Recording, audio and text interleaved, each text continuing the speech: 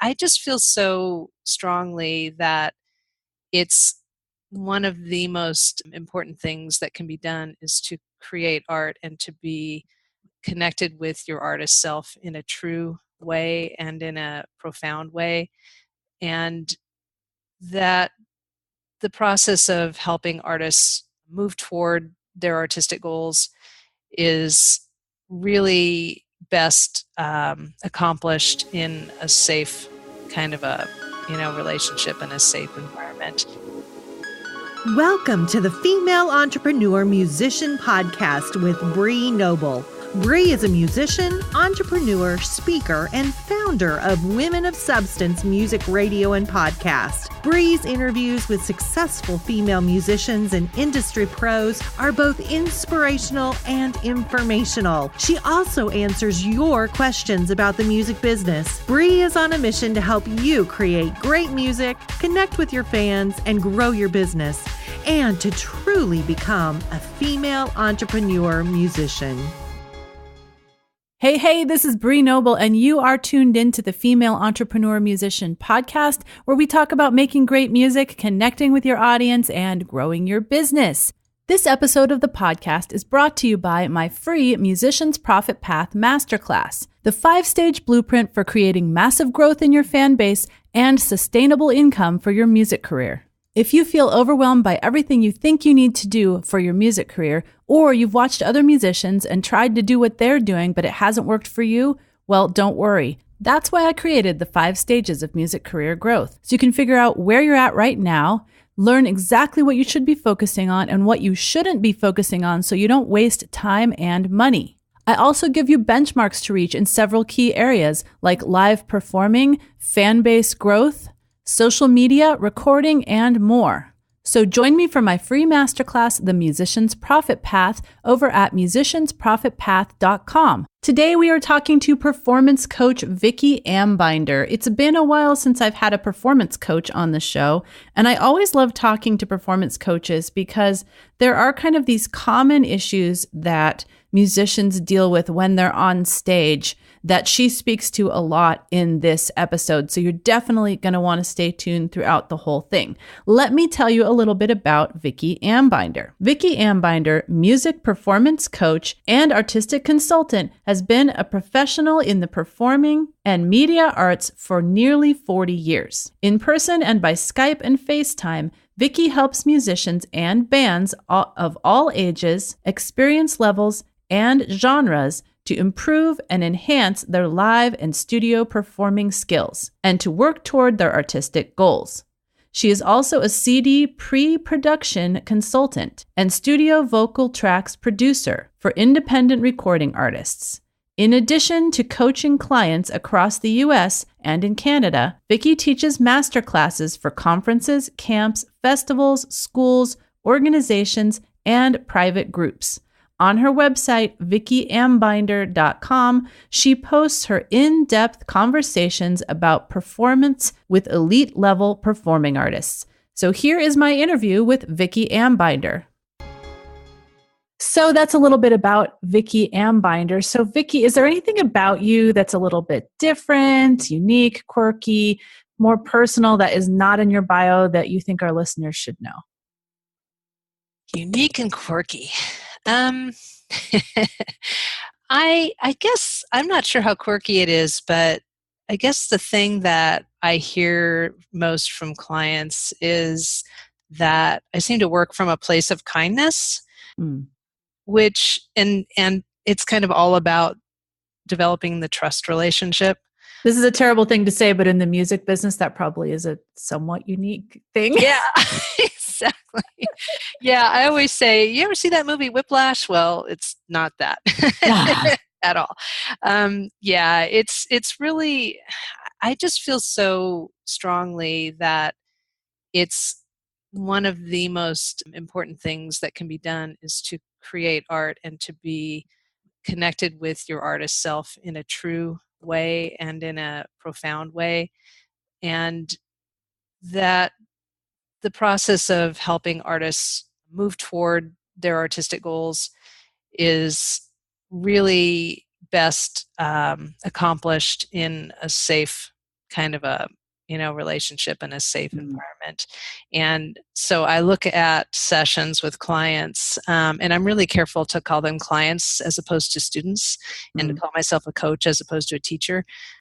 I really look at those sessions as sort of like, let's just get into the sandbox and throw the sand around and, see what we can find, and to have permission to get a little bit out of your comfort zone, and to test your boundaries a little bit, and to be in a state of mind where you can start collecting those insights and applying them to your artistic journey. So I don't know if that's quirky or unique, but but that's what I most often hear from people.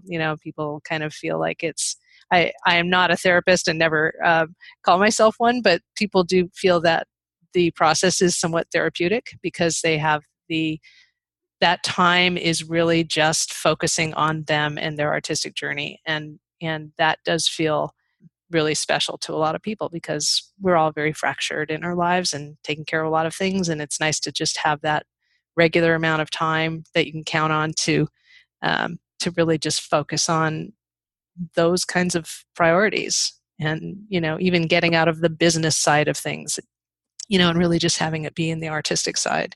That's true. I have to say that's something I miss about, having weekly voice lessons is like you said, you just kind of like throw aside all the other life things and you're just here with this other person, and, their whole goal is to help you be better. And it's a collaborative effort. And so that's what it sounds like. You're not just instructing them. It's a total collaborative effort. Yeah, I really feel like it's my job to be their advocate and not, I always go through this whole kind of introductory spiel when I first start working with somebody, and it's really about, being careful to say this process is not about me being a big old expert. It's about me helping you find your way towards your goals and advocating for you in that journey. So it's not about me saying, do this, do that. I certainly have expertise to offer and insights to bring to the table, but mostly my expertise, I believe in that kind of work, is about really kind of knowing what questions to ask and how to sort of, bring things up and bring things out, if that makes sense. So yeah, no, it does. I think it can be so tempting as somebody that's helping artists in this way to just like spew your advice and, and tell them that you should do this, this, and this. And it takes another level to be okay with like, I don't need to be seen as the expert and I want to help them figure it out for themselves and that kind of thing. So I appreciate that angle for sure. Mm-hmm. Yeah. Yeah. I do a lot of workshops in a lot of different settings, and it's a little bit of a different skill set because you are kind of going for that, I do them in masterclass format and typically, and so you're working with people on the spot and trying to coach them in different directions. And really in the process of that, I'm trying to cover various elements of effective live performance. And so it's, sometimes it feels like you're just kind of going for the quick adjustment, but I do try to kind of give a hint in those settings of like what's possible if you go deeper. And it's not just, it's really about working from the inside out. It's not about, the surface going into the middle. It's, it's trying to make it organic and coming from a deep and kind of profound place. So not always easy to do when you've got 7 minutes with somebody, but, it's true. It's true. So I want to find out a little bit about your background and how you got started doing this work. Mm-hmm. Well, I've been playing music since I was, I don't even remember, probably two or three. There's a possibly apocryphal story in my family about how when we went to go see some movie when I was 4 or something, and my parents had just bought a piano, and I came home and they say that I sat down and played the score to the movie, which I find hard to believe, but I think, I was probably sounding things out, with my little tiny hands. Right. But so they put me into piano lessons, and I studied for about 10 years from the age of 5, and during that time was also doing theater and musical theater, and then quit taking the piano lessons to do other things. And my teacher, was so fantastic, she said, I mean, I felt so terrible about it, and she was like, you're going to use music in ways that you could never imagine right now. And that turned out to be true. It was such a great basis, though, for understanding, theory and expression of music. And yeah, I'm curious, what grade did you quit piano? I was 15 when I quit. So oh, see, that's better than me. I was piano from first through, I think, middle of 6th grade. I quit. yeah. But I mean, that was the foundation. Like, that was how I Yes. could do what I eventually did as a singer-songwriter. Without that foundation, I couldn't have.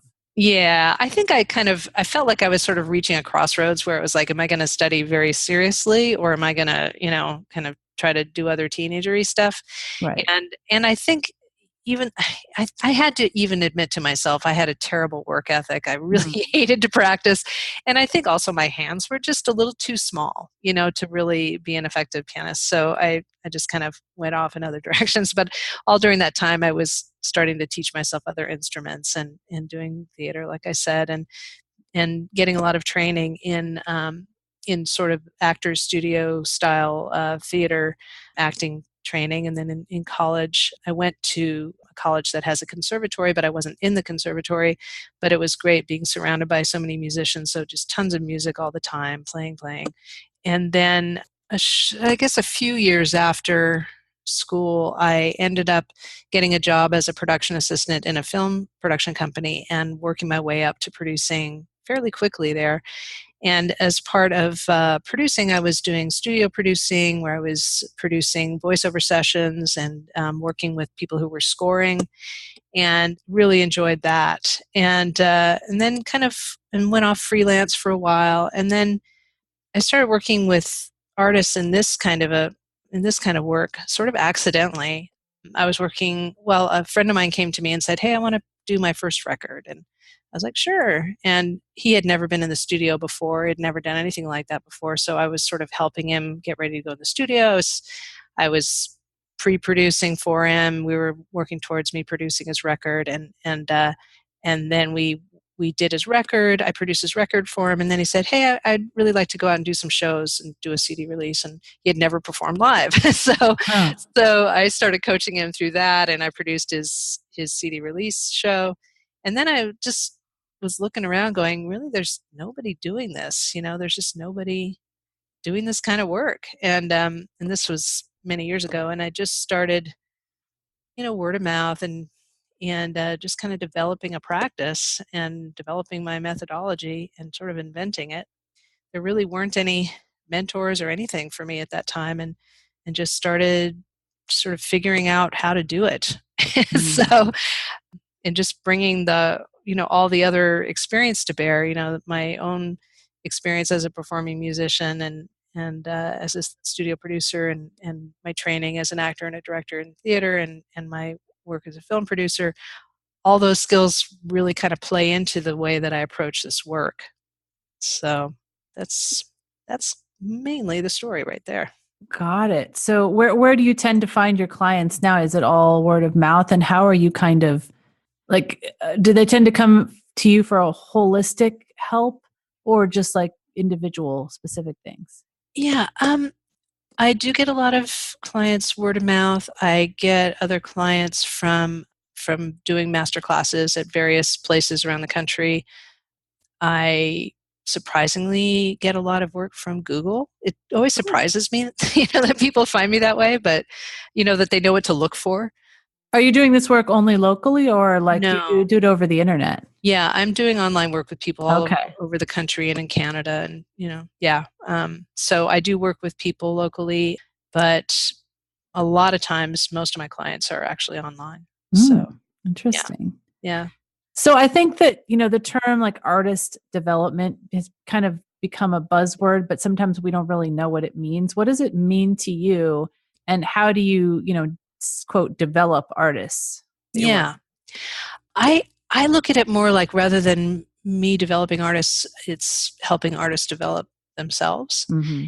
And really, it kind of comes down to a fundamental principle of I believe that there is a way that you experience artistic truth, your own artistic truth, that's pretty fundamental and really kind of lands in your person in a very recognizable way if you are only trained to recognize it. And a lot of the work that I do with artists in terms of helping them develop their artist self is helping them develop the muscles basically to recognize what is artistically true for them. And so it's really about helping people develop their sense of their own artistic sensibility. And so kind of what I was talking about before, I really feel like I'm the advocate for them to move toward that development. And so I work with people, like, say there are some clients I've been working with for years where it's really about their career, artistic career. And so we'll work together to talk about, so say they want to do their third record. So we'll be looking at, we will have already understood the journey to the first record and the second record. And then now the third record, what is that? We'll be working towards, what does that mean artistically for me? It's for the artist.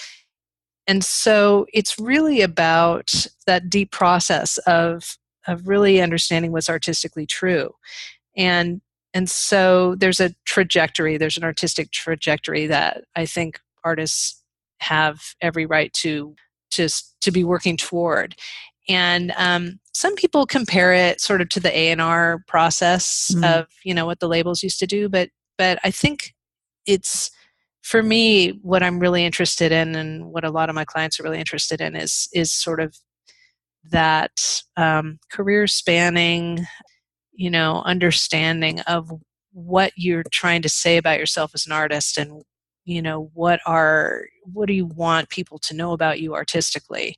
And there's just there just aren't that many opportunities for people to do that kind of exploration these days. They're not getting label support, or they're not on any label at all. And so there's just not that guidance. And I'm always really careful to say that I'm not a business advisor. I don't go into those lanes at all. I stay over in the art side. But which is why I thought this would be interesting, because yeah. I mean, we're the female entrepreneur musician. Like, we talk a lot about business and marketing, but obviously you have to have this piece, yes. or you've got nothing to market. No, I think that's really true. I think people spend a lot of time, working on the entrepreneurial side, and are neglecting the artistic side. It's not that they're not being artistic, but in a conscious way that's really developing the intuition and intention and artistic mission of what they're really trying to do, and that can't help but affect the business side. No, I agree for sure. Yeah. So I noticed on your website you talk a lot about personal groundwork, which is something that's really important to me. Like, what do you find that are some of the common obstacles that artists experience? And do they have certain kinds of limiting beliefs that keep them from moving forward? And how much of this actually has to do with talent? Mm-hmm. Yeah, I think talent is expressed in a lot of different ways. And we all admire artists that really touch us deeply, that may not be the best singers in the world, or maybe not have the best instrumental chops in the world, or whatever it is, but there's something about them that is really affecting to us. And I think a lot of times that has to do with truth-telling and intention. And I think that that's true in kind of all genres and all walks of life. I mean, I work with people in all genres, all skill levels, all ages. And just my experience over the years has been that getting closer to the truth gets you closer to the effective performance. Mm. And that the common thing that there's a couple common things that I find, and this affects people of all skill levels, I think. And that is, it's kind of an odd thing to say, but it's sort of like finding the way to be in love with what you're doing. Mm. being in love with your material, being in love with the experience of being on the stage. And a lot of that comes from, and this is hard for people to believe, but I think a lot of that really comes from, like, people will come to me and they'll go, oh, I don't know, I'm just not really enjoying it, or I've got a lot of nerves all of a sudden, or I've always had nerves and I don't know why. And I think that where people kind of lose track is that they are not respecting their artistry enough to really develop a deep foundation for what they're expressing. And so I feel like preparation is so much of what goes into developing that. I always feel it's like, to me, it's sort of like a tree developing deep roots. The deeper the roots, the harder it is to blow the tree down. And so preparation, really diving into your material, really understanding your intention, your mission for the material, really asking a lot of questions about it and fleshing it out, is really key to that preparation. And when you have a lot of preparation, then when you go on the stage, it's not, contrary to sort of what you might think, it's not too stiff or stagey. It's actually allows the most spontaneous things to happen because you have those deep roots. You're not going to get blown over. And so a lot of the work that I do with folks is really, especially, I guess you could say singer-songwriters, but really it's true for instrumentalists as well, is to really understand the story that you're trying to tell.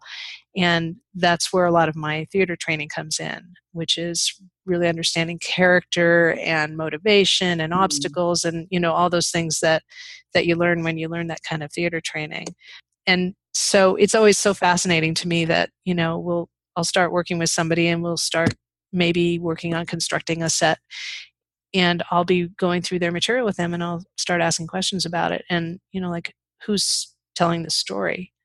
Who are they telling it to? Why are they telling it in this moment? What happened right before the song? And most people have never thought of those things. Mm-hmm. And so it's really empowering for the artist to start addressing those questions, and that's deepening the material, even if it's their material or if they're doing covers, that we're understanding now why this is going to be an experience, and then they can locate the truth of it. Well, I love that theater analogy because Yeah. my daughter has started theater recently, and she has a director that really wants, even if they're like a minor character, he really wants them to know all the motivations behind their character and their backstory and all that stuff. Yes. And it's, when we're singer-songwriters, we think, but we're ourselves, we're not acting. So why do we need to know that? But a lot of times we haven't even explored that, like you said, and we haven't really thought about it enough. We're just like, yeah, I wrote this song and I'm going to get up here and perform it. And there's so much more than that. And a lot of times the most autobiographical songs are best served by actually turning them into characters. Because then we can stand on a firmer kind of foundation of being able to jump into this character and not feel so exposed. Right. And then, you're sort of, you're understanding the truth of that character. It's going to be related to the truth of where the song came from yourself. But you can embody a character there, and sometimes people can approach that with a lot more confidence. Yeah, that makes a lot of sense. I was talking with my Academy members today. They had just been to the DIY musician conference and they'd seen a couple of workshops with Tom Jackson. And I noticed that you work with artists on kind of their stagecraft and putting on an entertaining show with all the senses. What do you find are some of the things that artists struggle with, or they don't even realize they're doing wrong on stage? Yeah, I think the most common one that I see, and this goes with even really experienced and well-traveled musicians, is kind of losing track of the concept of expanding to fill the space. Go big, understanding that you are putting on a show, and that you are responsible for being the tour guide, taking the audience by the hand and saying, we're going to go this way, and I'll tell you everything you need to know, and you don't have to worry. And a lot of that is being larger than life and really owning that space. that doesn't just come from deciding to do that. Although, it might sound like you might just be able to decide to do that, but I feel like so much of that, again, is based in preparation, having a game plan, really constructing your set in a very conscious way that tells a story that has an arc and has all the elements in mind when you do it. But really, it is about thinking about the size of the container that you're trying to fill up. Mm. And I feel like this is really true in recording in the studio as well, that, if you're recording a very intimate song that, say, it takes place in the middle of the night, and it's on a telephone with a ex loved one, and you're having, a sort of a confessional moment in the middle of the night, then when you're in the studio, you're going to want to think about filling up just a very small space. Mm. But if it's more of a, boisterous rocker kind of thing, you're going to think of that a large space to fill up. And I think when you're on stage, it's been my experience as a performer and also helping people to discover this, you can do the same thing on stage. You can fill up a small space on stage that still has the intensity that allows everybody to understand that intensity. And then you can expand your bubble to fill towards the back row. It's the smaller space is no less intense, even though it's smaller. We've all seen those moments. You lean forward, you want to be, next to it, you want to be part of it. So I think that's, getting that sense of space is difficult for a lot of folks, especially solo acts and that kind of thing. Oh, solo acts. We were talking about that today, like the difficulty that technology causes here, because it's like, okay, I've got this chord, I can't only move so far. I'm personally a keyboard player, so I'm kind of stuck a lot of times. Yeah. Guitarists, we're talking about like, should I have a wireless guitar pack? Should I have a wireless mic? And then all the issues that can be caused with sound when you go wireless. What do you? Yeah. How do you help artists figure this out? Yeah, it's tricky because you never know until you reach a certain level, you're not going to have a lot of support, and Right. you're never going to know what venue is going to have what. And so you kind of have to be prepared for all eventualities. And, a lot of times I advise people to, I will always advise people to practice on PA, just to always be on PA if you want to be a performer, or if you are a performer. Practice on PA, practice in the dark with a light shining in your face, practice with your PA sounding terrible. Just a lot of specifically mess up all the settings on your PA. Yeah. And sometimes what I'll do if I'm working with someone in person is I'll have them leave the room. I'll untune whatever instrument they're playing and, have them deal with that, in performance conditions. And so, kind of trying to anticipate everything that can go wrong. You're never going to anticipate everything, but if you can get a firm kind of grounding and a sense of humor, you're less likely to get thrown. But as far as equipment goes, I think it's kind of funny. I feel like some people are on a lifelong search for the right gear. It's kind of a pursuit that never ends. It's a little bit of an obsession, I think. Yeah. Yeah. But I really do believe that it's important to feel like you have, some empowering experience where, play with your PA, figure out what you want, figure out what doesn't work, what does work, so that you can ask for it knowledgeably. Maybe take a class on PA. Maybe search that out or get advice from a front of house person, or really try to get that kind of knowledge if you're not steeped in that, because the more knowledge you have, obviously the more you can feel like you can cope. Actually, a thing that occurred to me as I was talking about that is when you were talking about the previous question, and one thing that I just love helping with, particularly women fronting bands, is sort of helping them get to the place where they understand that they get to be in charge and they get to be their own band leader and their own music director, and that they need to surround themselves with side players who are trustworthy and that they can fall back into like a safety net, and that have have their back. And that's just something that, I mean, some people don't have any problem with that, but it's not something that societally we get a whole lot of encouragement to do. Mm. So I think that's really important. I just love seeing women sort of come into their own around that, and getting rid of players who aren't there to help them.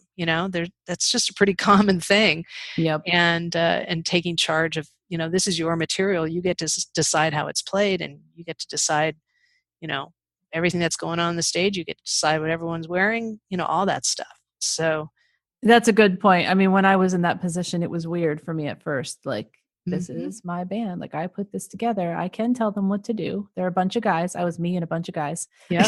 Very common. Yeah. But they were all, I mean, like you said, you get trustworthy people and they're all totally on board with it. Mm-hmm. Yeah. And if they aren't, then they can find another job. That's right, for sure. Yep. So do you ever get any resistance from artists about like planning things out on stage in advance? Because sometimes we feel like, oh, it's not going to look organic, if it's going to look fake, if we should just let things happen as they happen. Mm-hmm. Yeah. And, I think there are different schools of thought on that, but I feel like if they've come to me, then they're open to figuring out what can be improved. And that's what I love about my work. I mean, I'm not a piano teacher, teaching a 8-year-old who doesn't really want to be there. For the most part, I'm working with people who are, they've come to me. They want this right. kind of experience. But I think, I talk a lot about how, I mean, I know a lot of elite musicians who tour internationally, and they are practicing their scales, and they're practicing to their metronome, and they are, they're diving deep into their material, and they're working it over, and that's what gives them the ability to go on stage and let the spontaneous happen. And that's kind of what, I was talking about before. I mean, you have to have preparation. You have to do it. And so I do advise people to, like if we're constructing a set, we'll think very carefully about where the patter goes, what the patter is, write it down, pare it down, write it down, pare it down, memorize it, and then it can be spontaneous, then it's kind of in you and you can let it happen, but it's planned. I mean, It's sort of like, do you go to a surgeon and kind of hope you want them to wing it, or do you, or do you want them to have, super prepared skills and understanding?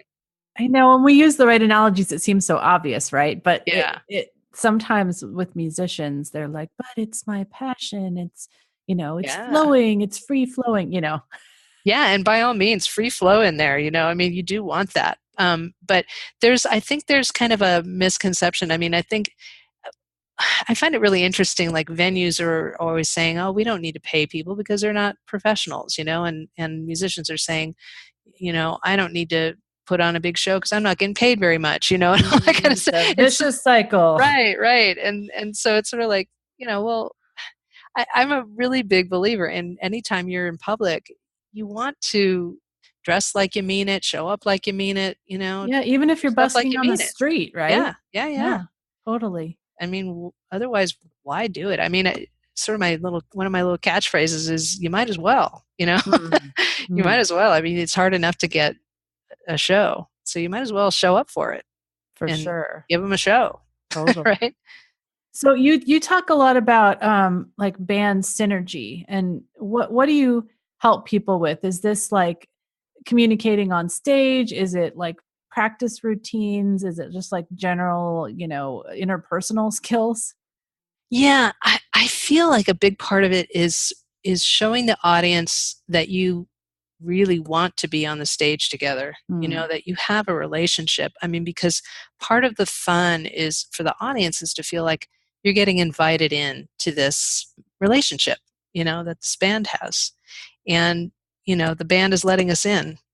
And I think that it's interesting. I do a lot of work. Somehow I end up doing a lot of work with duos. And it's such an interesting experience because sometimes it feels like marriage counseling, even if they're not in a personal relationship. It sort of feels like marriage counseling. It's a lot of it is about sort of the chemistry of the two people, and and how it's sort of like I always say, a duo is really three people, because there's the one person, the other person, and then the person that the duo makes together. Mm-hmm. And and so there's so much of that, is really concentrated in a duo, but it applies just as much to a band. The chemistry, the enjoyment that they have with each other, the fact that they're a unit, and that they're all sort of pulling in the same direction. But I think the main thing is really putting the time in to get to a higher degree of difficulty, like the divers do, Mm. spending the extra time on the vocal arrangements, spending the extra time on planning out the band arrangements, the set, everything that wants to tell the story of this is a high quality experience. A lot of times bands are, a really good band could burn out fast and fall apart. A really mediocre band could last for 20 years, but we want to get a sense that we're seeing something that people have spent some time and effort on, at least I do. Otherwise they might as well be playing in their living room or their basement. We want Yeah. to get a sense of that. But so that really means using your rehearsal time very intentionally, and really, it's business. It's time to really do your business. And so a lot of times I'll recommend that a band comes up with an agenda for every rehearsal and even allots the time to it. And so the first 10 minutes is just playing to get synced up, and then you're going to work on new material for the next 40 minutes, and then you're going to run through a set for your next gig for the next 45 minutes. And I mean, so that everything's just really businesslike, and that helps people feel the importance of what they're doing. It's taking themselves seriously. And so I think that's, Yeah, you're so right. I've been in enough bands where the rehearsals are just like oh, yeah. drudgery, because it's like, someone else's agenda takes over, or you're just Mhm. like have a lot of chit chat going on, or, you don't Yeah. have any direction. Yeah. Yeah. It is like dating, you gotta have the same priorities. You gotta be in the same place at the same time. The odds are kind of against you, actually, Well, it's kind of like a business meeting. I mean, Yes. business meetings can get derailed like that too. And so having an Yes. agenda is important. No, For it's true. sure. I It love is that. definitely true. Yeah. I mean, I find that when I'm working with people, I mean, a lot of times I work with people sort of from say we started working on getting a really nice one set show figured out, and then maybe we'll work on a two set show, and then it's time to start thinking about your record. So we'll be in heavy pre-production mode, and all the stuff that we've done to get the songs prepared for your live show really works toward figuring out how the record's going to work. And then I no longer produce full length records. I don't produce whole projects anymore, but I am a vocal tracks producer for Mm. independent artists. And so they'll go off and they'll self produce, or they'll work with an engineer to get all their instrument tracks together, and then I'll come back in on the project and produce their vocal tracks. And all of that stuff that we've already done, is the shorthand that goes into the studio, and they can take advantage of my ability to get performances out of people, Mm. in the studio. And so that really is along the lines of like, you have to have that discipline of keeping that work ethic going through the whole thing, and it just cannot help but bear fruit. And then you do better shows, and you sell more merch, and you get more people on your mailing list, and you get a bigger following, and all those things happen. But it's from the artistic exploration, Mhm. and the long game of that. Yeah, for sure. I mean, it's probably saves a lot of studio money too when you're already Yes. all practiced, and you're not like writing a song and changing it in the middle of your studio Yeah. time where you're paying. Yeah. Yeah. And then when those moments happen where it's like, hey, what if we were to do this for the ending instead? And it sort of happens in the moment. You're not going down a blind trail, you're building on something that Right. you've already explored, quite exhaustively. For Yeah. sure. Well, man, you've given us a lot of great golden nuggets of information during this talk. I wanted to see if you had any resources that you would recommend, whether it's like books or blogs or podcasts or anything that is either for like, artist development, music business, or even like self-development that you recommend, to your clients. Yeah. One blog that comes to mind, and I should mention, on my website, you can find a link to my blog where I interview elite level artists and people who are in performing of some kind, where I talk to them about performing, just about performing and what that experience is like for them. And one of the people that I recently interviewed is Corey Parker, who is an actor that you might be familiar with, and he's also an acting teacher and an acting coach.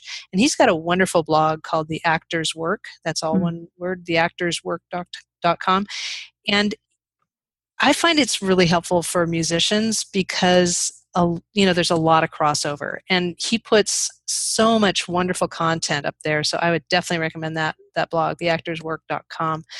But I get a lot of inspiration personally from listening to memoirs on audio read by the author, the ones that are read by the author, and ones that are written by, actors, musicians, other kinds of people who are in the expressive kinds of fields. And there's just some really great ones out there. One of them I really liked was Alan Arkin's book, An Improvised Life. He really talks about, he came from the land of sort of the first generation of improv actors and how that's sort of formed his performing technique, and that's really fascinating. Patti Smith's book, Just Kids, is really good, really interesting to listen to in her voice. And, kind of off the track, but really on point, I found Marcus Samuelson's book, Yes, Chef, to be really interesting to listen to. I'm not sure if you're familiar with him, but he's a chef and a restaurateur. He was born in Ethiopia, raised in Sweden, and trained all over the world, and now has the Red Rooster in Harlem. And he's also on one of the food channels doing a lot of stuff there. And he has it seems like I recognize that name. So he must be on the Food Network or something. So fascinating to think about how he developed his creativity. It just kind of coming from all those different places. And, so I really find those memoirs, on audiobook just to be such a great resource. There's so many of them out there. Very cool. Some very interesting suggestions that no one else has made. So that's great. Sometimes I just get really stuck, like listening to the same business advice or artistic advice. And like you said, it's great to kind of go outside the sphere and get some inspiration there. So thank you for those. Yeah. How can our listeners get in touch with you and find out more about the services that you offer? The main place would be my website, which is www.vickiambinder.com, and that's VICKIAMBINDER.com. I also have a couple of pages on Facebook. I've got a kind of a more casual personal page at Vicki Ambinder, and then I've got a business page, Vicki Ambinder Coach, on Facebook. I don't do a whole lot on Twitter, but I do have a handle there. It's at @coach_music. And then I do have a newsletter you can subscribe to on my website where I post where I send out just very occasional, few times a year, newsletters about master classes and other classes I might be offering and other kinds of things. So people can keep in touch that way as well. Perfect. That sounds great. So you guys go check that out. Thank you so much, Vicki. This has been a really great conversation. I've really enjoyed it. And I love having someone on here to talk a little bit more about the artistic side for a change. So thank you. Now go out and make great music, connect with your fans, and grow your business. Female Entrepreneur Musician has been brought to you by FEMmusician.com and FemaleMusicianAcademy.com. With editing by Jen Eads of 317 Sound Design and music by Stella Ronson.